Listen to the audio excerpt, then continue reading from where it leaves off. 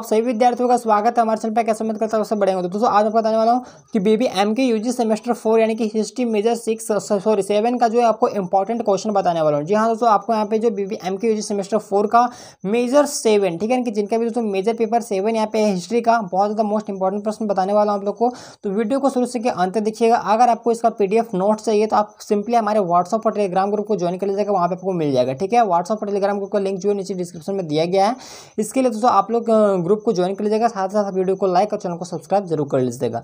देखिए जो पहला इंपॉर्टेंट प्रश्न है वह है कि मध्यकालीन भारत के अध्ययन के लिए साहित्यिक और पुरातात्विक स्रोत कौन कौन से हैं, बेसिकली ये बताना है। दोस्तों ये सब प्रश्न जो मैं ऑलरेडी करवा रखा हूँ, तो इसका आपको वीडियो भी मिल जाएगा, आप लोग चैनल पे विजिट करके जो चेकआउट कर सकते हो। ठीक है, देखिए मध्यकालीन भारत के अध्ययन के लिए, ठीक है, इनके जो मध्यकालीन भारत था इसको हम पढ़ने के लिए यानी कि अध्ययन करने के लिए जो है वो साहित्यिक और पुरातात्विक स्रोत कौन कौन सा है, बेसिकली आपको ये बताना है। बहुत ज़्यादा इंपॉर्टेंट प्रश्न है। ठीक है, अगर देखिए कि कुतुबुद्दीन ऐबक और इल्तुतमिश के जीवन और उसके उपलब्धियां जो था उसको बेसिकली आपको संक्षेप में बताना है। इसको प्रश्न दोस्तों ये सिंगल करके भी जो आपके परीक्षा में पूछा सकता है। हो सकता है कि सिर्फ पूछे कि कुतुबुद्दीन ऐबक के जीवन और उपलब्धियों के बारे में बताया या फिर इल्तुतमिश के जीवन और उपलब्धियों के बारे में बताया। तो ये जो इंपॉर्टेंट प्रश्न है तो आप लोग इसको देख लीजिएगा। ठीक है, बहुत ज़्यादा इंपॉर्टेंट प्रश्न है। कुतुबुद्दीन ऐबक और इल्तुतमिश इन दोनों का जो जीवन और उपलब्धि आप लोग थोड़ा देख लीजिएगा संक्षेप में।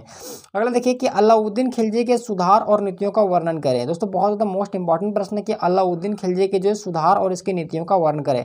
ये सब सारा प्रश्न मैं ऑलरेडी करवा रखा हूं, तो चैनल पर विजिट करके आप लोग देख सकते हो। ठीक है, अगला देखिए कि विजयनगर साम्राज्य के उदय और पतन के कारणों पर आपको चर्चा करना है। यानी कि दोस्तों विजयनगर साम्राज्य के उदय ठोके आपको बताना है और इसके पतन का क्या कारण था उसके बारे में बेसिकली आपको जो बताना है। बहुत ज़्यादा इंपॉर्टेंट प्रश्न ये भी आपका है।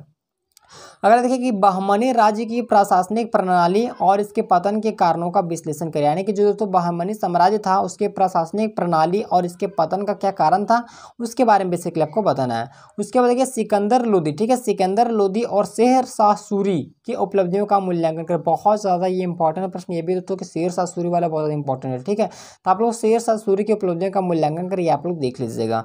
अगर देखिए हुमायूं की असफलता का वर्णन करें। दोस्तों बहुत ज़्यादा ये इंपॉर्टेंट प्रश्न है कि हुमायूं की असफलता का मतलब वर्णन करें या फिर जो तो हुमायूं के प्रारंभिक असफलता, यानी कि दोनों प्रश्न मिलते जुलते एक ही है। ठीक है, यानी कि हुमायूं की कठिनाई आ जाए या असफलता आ जाए, दोनों मतलब एक ही हुआ है। ठीक है, तो हुमायूं की असफलता का कारण अगर पूछे तो आपको बहुत ही आसान तरीके से मैं आप लोग को समझा चुका हूँ।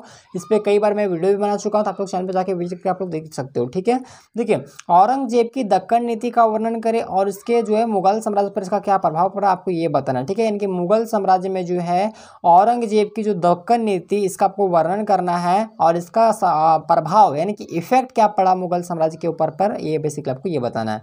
अगला देखिए कि मुगल प्रशासन, ठीक है, मुगल प्रशासन में मनसबदारी व्यवस्था जो था, ठीक है, मनसबदारी प्रणाली क्या थी, इसका फायदा और आपको नुकसान बताना है। यानी कि मुगल साम्राज्य में, ठीक है, मुगल प्रशासन में जो मनसबदारी की व्यवस्था चलाया गया था उसके बारे में बेसिकली आपको बताना है और इसका क्या फायदा है और क्या नुकसान है, बेसिकली आपको ये बताना है। ठीक है, अगला देखिए कि शिवाजी के जीवन और उपलब्धियों का वर्णन करिए। ये भी क्वेश्चन काफी ज्यादा इंपॉर्टेंट है। ठीक है, शिवाजी महाराज के जीवन और उनकी उपलब्धियों के बारे में बताना है।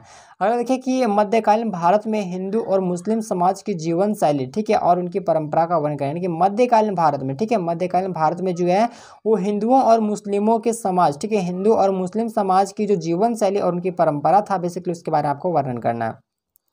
अगर कि मध्यकालीन भारत में कृषि, उद्योग और वाणिज्य की स्थिति पर चर्चा करें। बहुत ज़्यादा ये इंपॉर्टेंट प्रश्न है। ठीक है, मध्यकालीन भारत में कृषि और उद्योग और वाणिज्य की स्थिति पर आपको चर्चा करना है। ठीक है, दोस्तों कुल 12 प्रश्न जो कि आपका हिस्ट्री MJ 7 का है, बहुत ज़्यादा इंपॉर्टेंट प्रश्न है। तो मैं उम्मीद करूँगा आपको वीडियो पसंद को लाइक कीजिएगा। चैनल पर अगर पहली बार आए हो चैनल को सब्सक्राइब जरूर कर लीजिएगा।